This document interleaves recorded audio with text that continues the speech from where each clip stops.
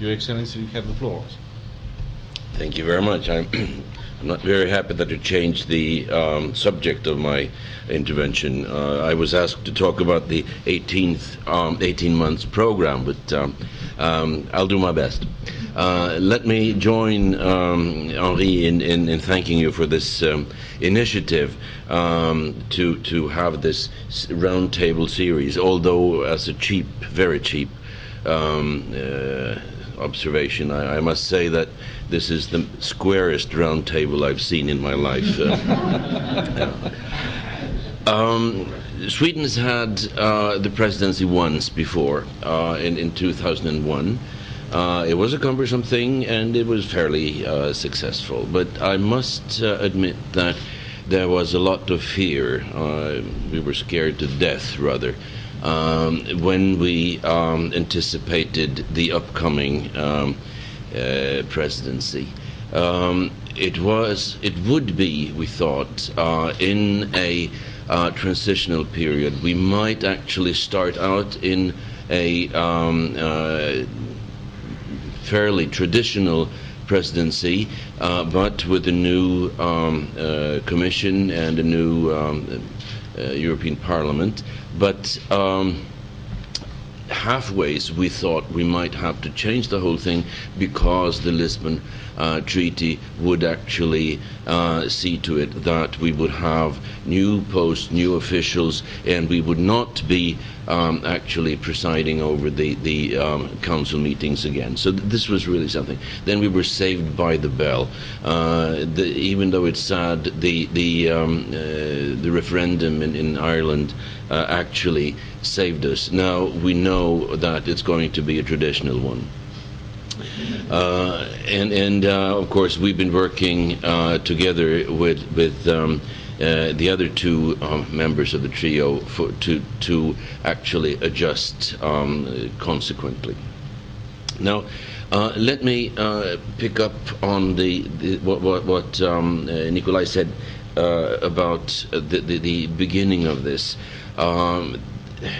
Let's go back already to the foundation or the beginning of this of this community.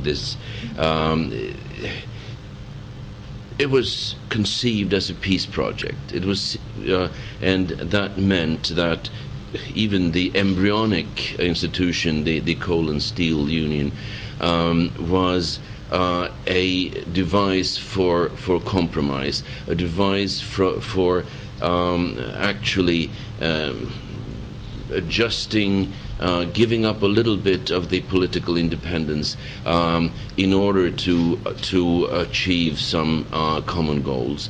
And this is something that has been the leading star of the presidencies ever since.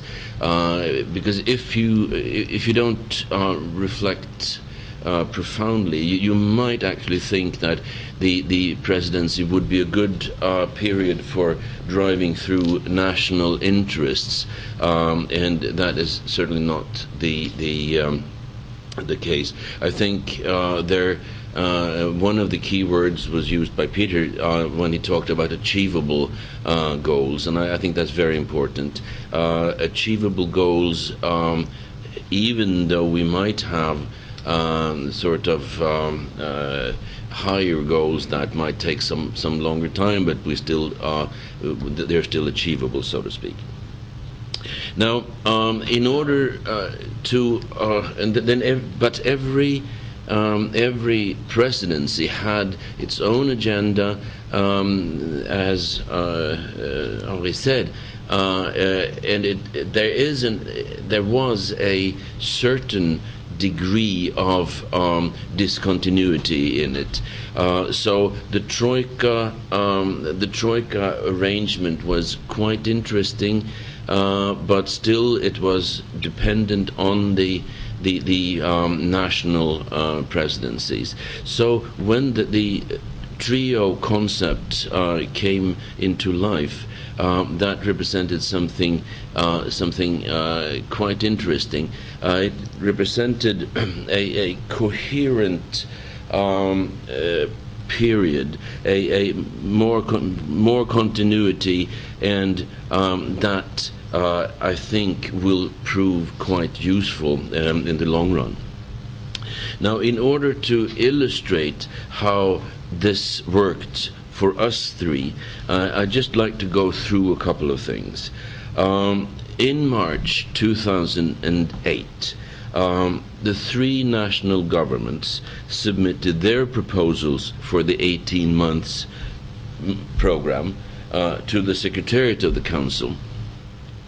And then the Council elaborated a draft, a first joint draft in April 2008, and that was the foundation for negotiations between officials from the Council Secretariat and the three countries.